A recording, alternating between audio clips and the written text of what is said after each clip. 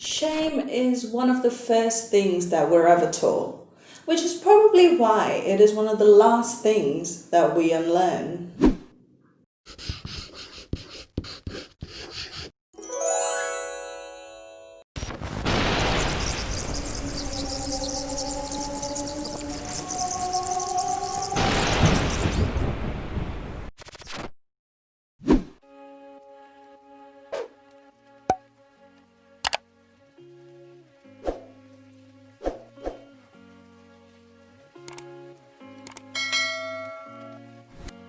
For as long as I can remember, shame has been one of the key emotions that I've been functioning from. And if you're a fellow human being that has grown up in the same society as me, I can promise you it is one of your key characteristics as well. Today, we're going to sit down and look at the entire concept and purpose of shame, and hopefully by the end of this video, you will have peeled back another layer of toxic conditioning. Whoops. Before we dive into this video, I quickly want to let you know that this month I'm doing Inktober for the first time ever. I've never done a challenge like this before, but every day of October I will be posting a brand new inked illustration over on my Instagram, so make sure you're following me there. Link is in the description. Okay, back to the video. So if you enjoyed this video, then remember to give me a big thumbs up and hit that subscribe button down below if you haven't done so already. But now get ready to cringe, hide, and hopefully leave your shame behind. Like I mentioned in the intro, shame is one of the very first things that we are ever taught. Often it sounds like you're grown-up saying things like, don't run around naked, go put some clothes on, or don't dye your hair that color, you're gonna look silly, or don't challenge the existing power structures, they will run you to the ground. Truth is, we are all taught to see shame as a protective mechanism. It is used to keep us from standing out in a crowd and hence to help us avoid being easy pickings. I came across a study about the evolutionary role of shame, and it was actually super interesting. The research lead, Daniel Sznycer, I think I'm saying that right, had some very strong theories. He says the function of pain is to prevent us from damaging our own tissue. The function of shame is to prevent us from damaging our social relationships or to motivate us to repair them if we do. In essence, the study concluded that shame isn't just a cultural phenomenon, but rather a biological trait that helped us decide which social risks were worth taking and which ones were better left untouched. So, for instance, in an ancient tribe, a person who blatantly refuses to respect the culture would likely be kicked out. But a person who mindlessly follows everyone else's orders would likely be used as a doormat. So we evolved to judge which cultural norms were meant to be broken and which ones had to be followed. However, we currently live in a society where there are very few universal taboos. As a human being, there is very little you could possibly do in order to be kicked out of every single community across the board. And shame has now gone from an evolutionary survival trait to a tool for manipulation, one that we accept at a very young age and eventually pass on to our own young ones. And it is pretty amazing how many different means we find to justify the act of shaming someone or the act of shaming ourselves. One of the biggest means is the blanket protection of the term constructive criticism. Think about how many times your pride has been completely shattered by someone offering you, quote, constructive criticism, particularly as a creator. Even if what you created was a speech, a presentation, even a baby. As a creator, I fully understand that constructive criticism is absolutely necessary. Without it, we would never grow and improve. I always invite feedback because it is the only way I know whether my content is being well received or which areas I need to focus on a little bit more. Constructive criticism is the very backbone of personal and professional growth. However, there are just as many pieces of feedback out there that are just shame masquerading as constructive criticism. But say it with me now, shame is not constructive criticism. Public embarrassment is not healthy critique. Because while critique helps us to improve on our weaknesses, shame attacks the parts of us that cannot be consciously changed. The easiest litmus test to tell the difference between positive and negative criticism is this. Good constructive criticism can be applied pretty much instantly. In fact, you could likely make the changes within 60 seconds or within the next project you work on. This would include your test scores, your audience feedback, the one stray hair that's sticking up at the back of your head, etc. Bad, destructive criticism, however, goes for the jugular. It goes for those parts of you that you cannot change with a conscious change of mind. This is when we're shamed for our weight, our religious beliefs, our trauma, our illnesses, our financial situations, and so on. In fact, one of my favorite shame researchers is the famous author Brene Brown. Her book, Daring Greatly, is one of the quintessential self-help titles out there, and it is what introduced me to this entire concept. I'll leave a link below to her TED Talk, which is incredibly powerful, so go watch that after. There is one quote from her though that when I first read it gave me chills, and it is this. Shame corrodes the very part of us that believes we are capable of change.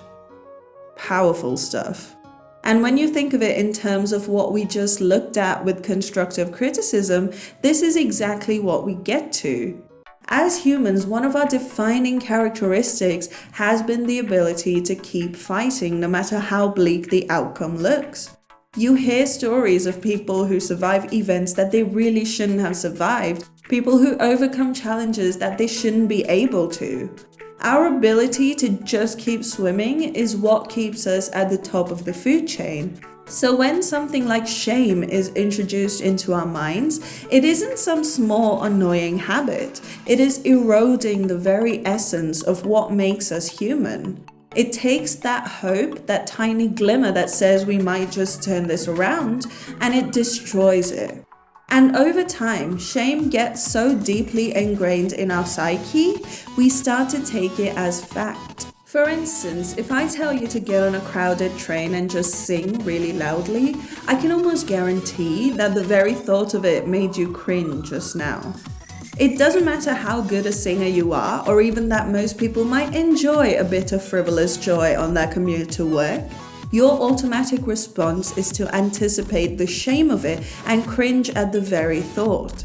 And if you cringe enough times, you eventually start to believe that you're a bad singer. There is no evidence, you haven't even tried it, but you've already come to that conclusion, all because you anticipated feeling shame. Another big one for me personally is emotions. Talking about matters of the heart is super easy for me, but talking about matters of my heart, oh hell nah. I will shut down in 70 different ways before you even finish asking that personal question, because I learned from a very young age that emotions are a sign of weakness, that I could either have a career or a social life, never both. For all my advice on how all of you guys should be more vulnerable and emotionally open with your own self, the mere thought of letting myself feel anything for anyone gives me nightmares. Why? Because I have in the past felt embarrassed for feeling love. Not just romantic love, but platonic warmth towards friends. In other words, to this day, I carry a massive amount of shame over having deep emotional connections with other people. I'm sure a lot of you guys do too. Body shaming is a much more common one. No matter who you are, no matter what your social standing, I can guarantee there is some corner of the world where you are too big, too skinny, too pale, too dark, too curvy, not curvy enough, too plain, too glamorous, and so on and so forth. And I can also promise you that none of these flaws are pointed out to us so we can improve on them. They are pointed out specifically to make us feel shame, and as a result to automatically feel inferior to the critic. None of us is born with shame. Sure, it might be an evolutionary advantage, but we are never born with it in the same way that we are born with a certain skin tone or eye color or hair type. No one is born with shame, but everyone is taught to feel shame. It is the only thing that could possibly keep us trapped in a labyrinth of mind games and sales pitches and FOMO and power imbalances. And if you bat aside all the smoke and mirrors of it, you'll find that shame is ultimately only a social construct, albeit a very fragile one, but extremely convincing. And the most powerful tool at its disposal is the shame of vulnerability. We are explicitly taught that showing emotion makes us cowards. We are very clearly told that tenderness equals weakness. On the off chance that we haven't individually been told this, we learn it through our many interactions growing up. You know that feeling when you open up and get vulnerable with someone about your insecurities, only for them to turn around and instantly make you feel ashamed of having those insecurities? All it takes is a couple of these interactions and we quickly learn that vulnerability always leads to shame. So we buy the diet pills, we get the fake tan, or worse, the skin bleach. We drink the Kool-Aid and, as expected, it kills us every day. It kills our inner child, our true essence, the very part of us that believes that tomorrow could be a better day. And the only way out is to break the circle. Every one of us needs a personal breakthrough. It might come in many different ways, but the end result is common. We have to drop the shame. For me, this came in the form of refusing to shame anyone else for anything. Again, I'm not talking about constructive criticism here. I'm talking about embarrassing someone over things that they cannot change about themselves. Once we begin to undo the shame that we put on others, we learn to be kinder to our own selves. Consciously noticing any sentiments of shame that I put out, whether directed to anyone else or inwards to myself, helped me realize just how much of my mental chatter has been dominated by this irrational belief that everyone is inherently flawed. Because over time, I have learned that flaws aren't even real. They are a problem that society has created and promises to solve as long as it can turn a profit in the process. That is all it is, a cheap snake oil trick to sell you more things, make you think there is a problem, so you rush to go buy a solution for it. And though our ancestors might have found great value in shame, we still don't fully understand it at all. Today, like every other ancient cultural phenomenon, it is merely a hollow shell, a facade that you are force-fed every single day so that someone somewhere can profit off of your low self-worth.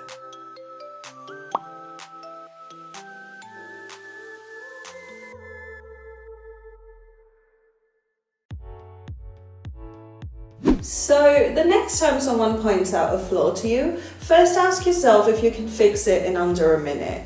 If not, just let it slide like water off a duck's back.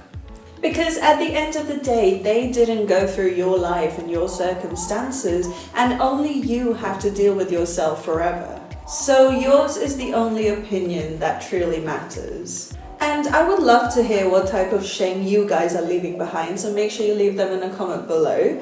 As always, if you've enjoyed this video, then please remember to give me a big thumbs up and hit that subscribe button down below because I make new videos every single week. Check out some of my other videos in this series. I've decided to call it the Get Woke series, and I will leave it up here, so make sure you watch that after this. But with all of that said, thanks so much for hanging out with me today. Stay safe, stay shameless, and I'll see you guys on the next one.